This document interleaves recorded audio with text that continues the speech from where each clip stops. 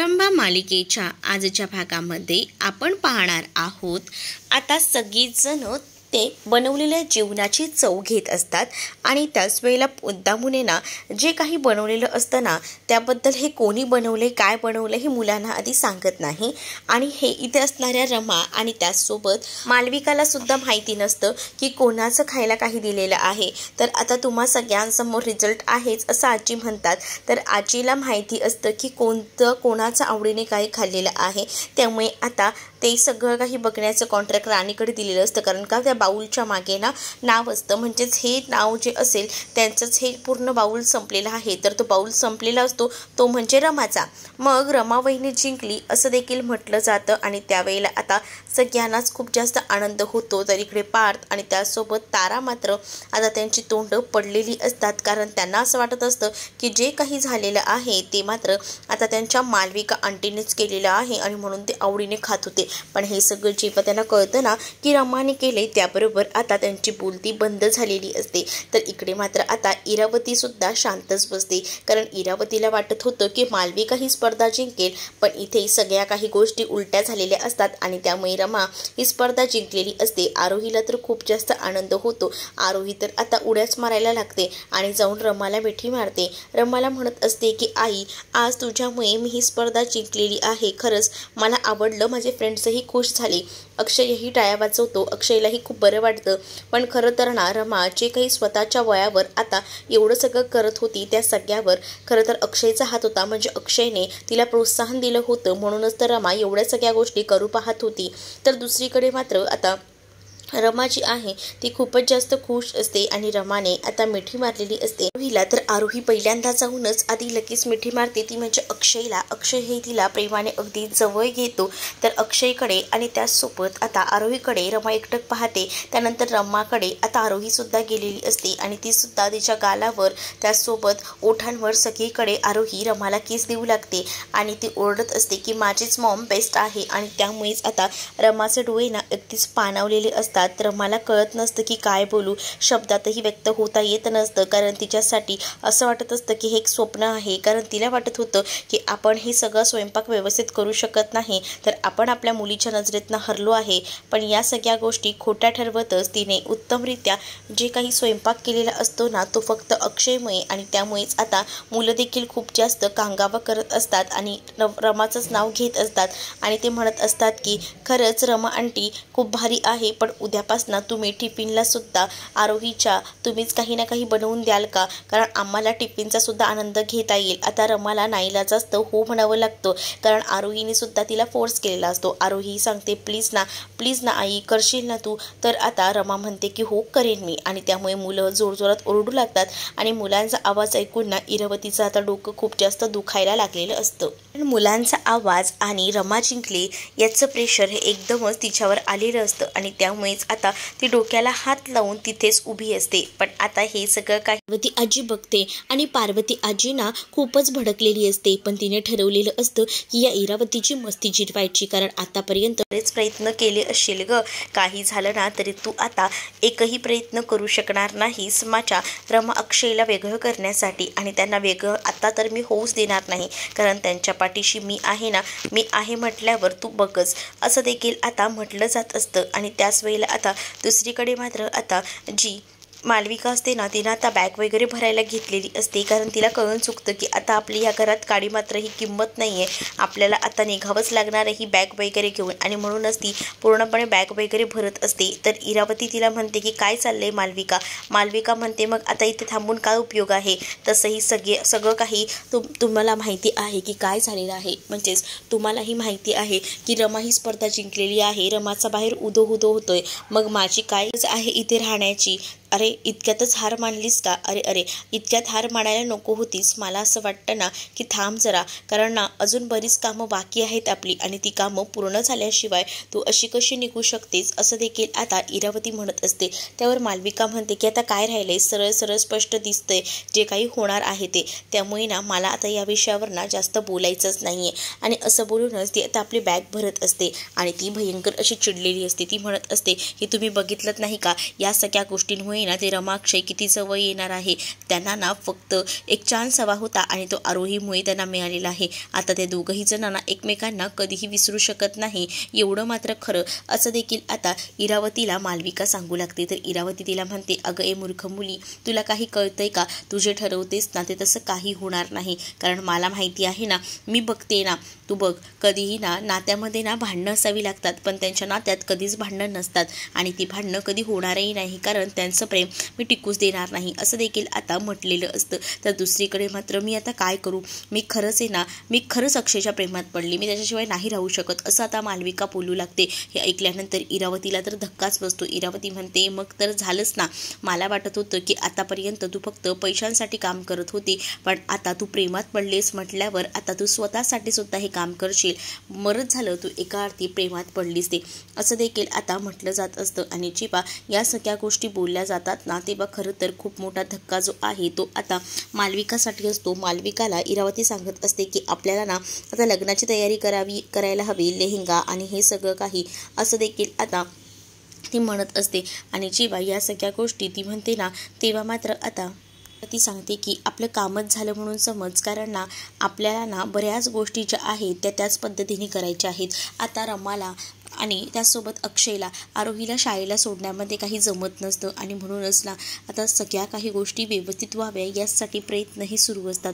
म्हणजेच काय, ते लोक आता विचार करत असतात की लवकरात लवकर हिलाही शाळेत सोडायला हवं, पण शाळेत सोडण्यासाठी दोघंही जण फ्री नसतात. म्हणूनच आता आरोही जी आहे ती गोलूच्या आईबापांसोबत गाडीने चाललेली असते. पण ज्या वेळेला गोलूचे आईबापा तिला घेऊन जात असतात ना, तेव्हा मात्र आता भांडणंही होत असतात. म्हणजेच गोलूचे आईबाबा या दोघांमध्येही प्रचंड अशी भांडणं होत असतात. आणि गोलू जो आहे तो मोबाईलमध्ये असतो, कारण आहे ना गोलूच्या आईने लोकेशन चुकवलेलं असतं आणि त्या छोट्याशा कारणावर ना त्यांची भांडणं होतात.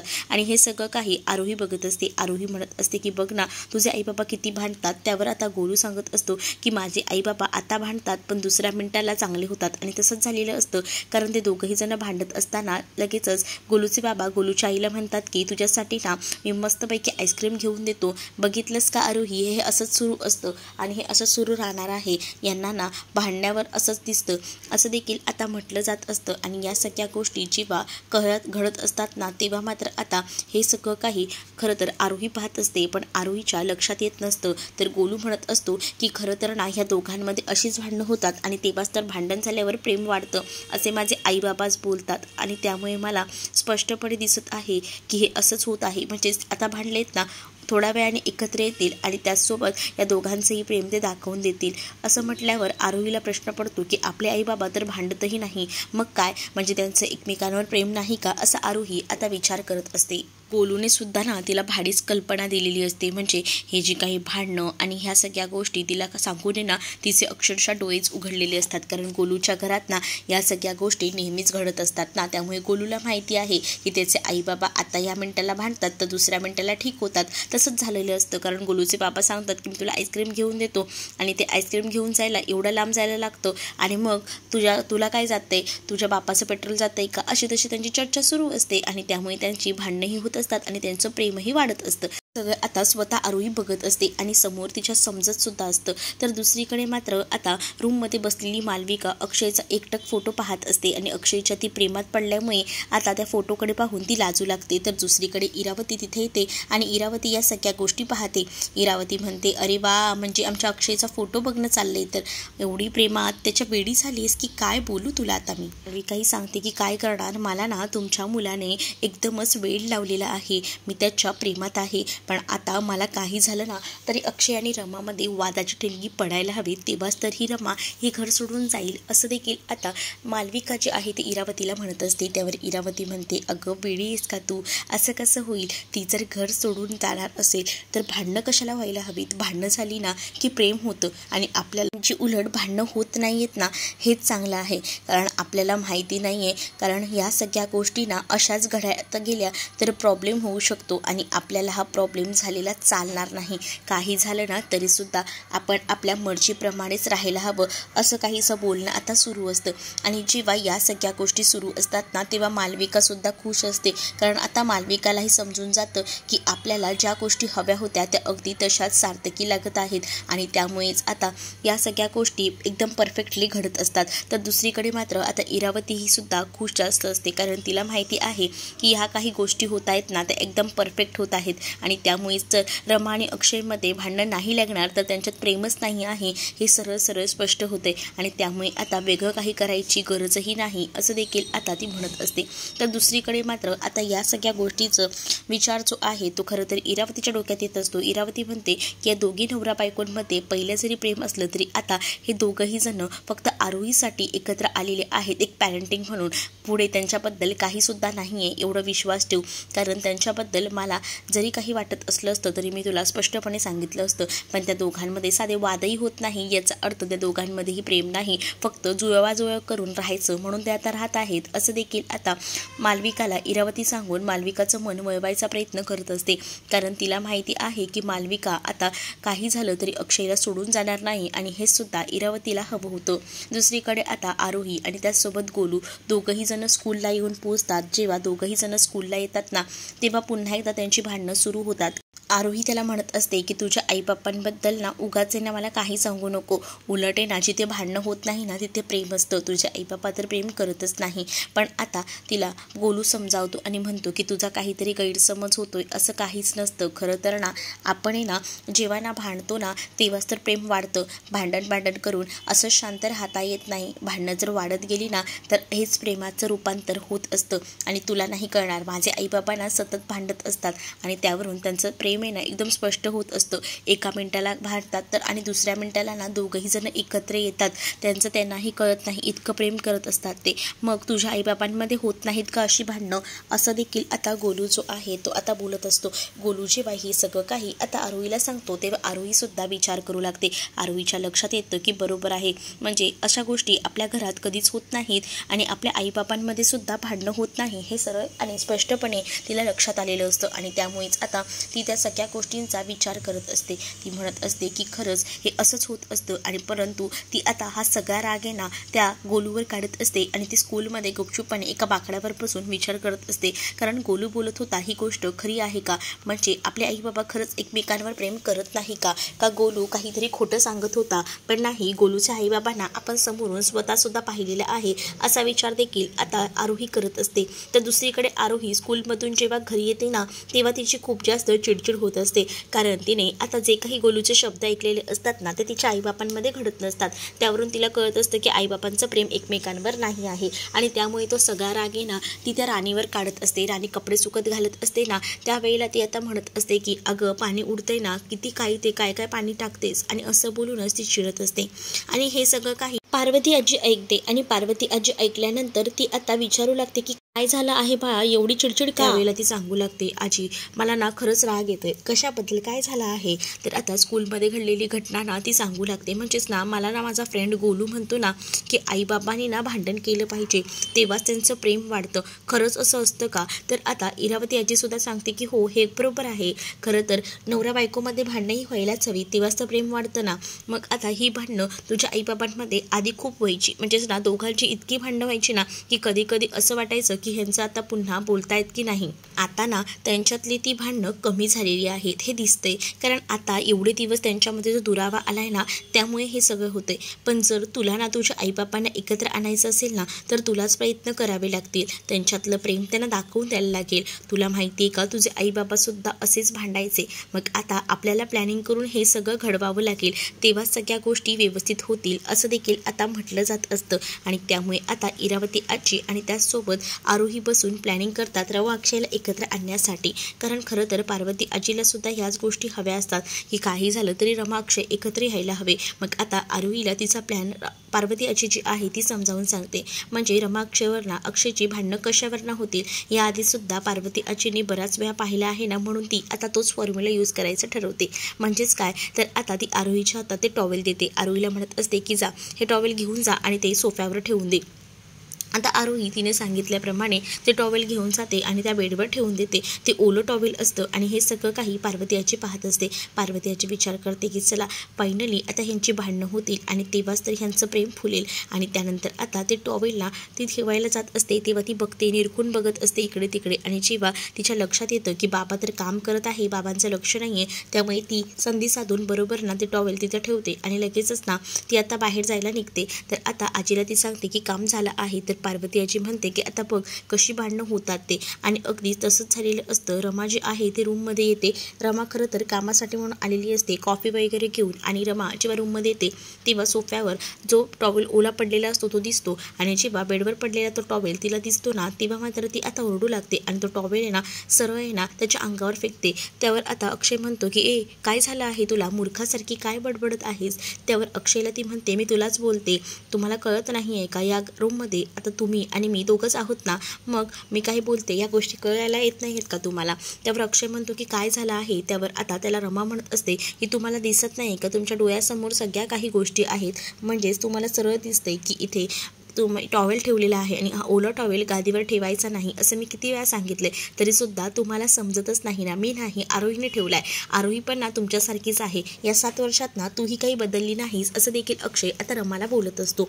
रमा आणि अक्षय म्हणजेच असे तू मे भांडणं होत असतात आणि त्यामुळे आता अक्षय आणि रमा दोघंही जण भांडत असतात. अक्षय म्हणतो की दे टॉवेल, ते मी आता सुकत घालतो आणि असं बोलून तिच्या हातात ना ते टॉवेल घेत असतो आणि ते सुकत घालण्यासाठी जात असतं. तर रमा म्हणते आता काय गरज आहे, जेव्हा सुकत घालायची होती तेव्हा तर घातलंच नाही ना, मग आता मला या सगळ्याबद्दल का बोलून दाखवताय. आणि असं बोलून तो आता तिच्याकडनं ते टॉवेल खेचत असतो. तर रमा सुद्धा ते टॉवेल खेचत असते.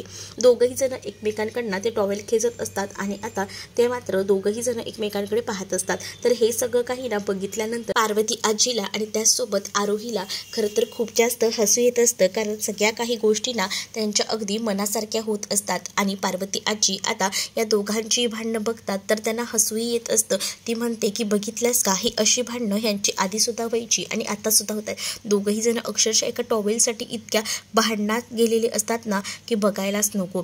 दोघंही जण एकमेकांकडनं ते टॉवेल खेचत असतात आणि हे सगळं बघून ना आरोहीला हसू येत असतं. आरोही लगेचच पार्वती आजीला सांगते की पार्वती आजी तू ठरवलं होतंस ना ते बरोबर झालं गं, म्हणजे बघ ना आपण ज्या गोष्टी ठरवतो तो एकदम परफेक्ट होतात आणि आताही तसंच झालं. म्हणजे आई बाबा बोलत नव्हते, भांडत नव्हते, पण आता ते भांडायला लागले, म्हणजे आता ह्यांच्यातलं प्रेम वाढेल ना. तर आता ती म्हणू लागते की हो बाळा, आता तुझ्या आईबापांमधलं प्रेम हे वाढणार आहे, 100% मी तुला सांगते. आणि असं बोलूनच पार्वती आजीना तर तिला जवळ घेते.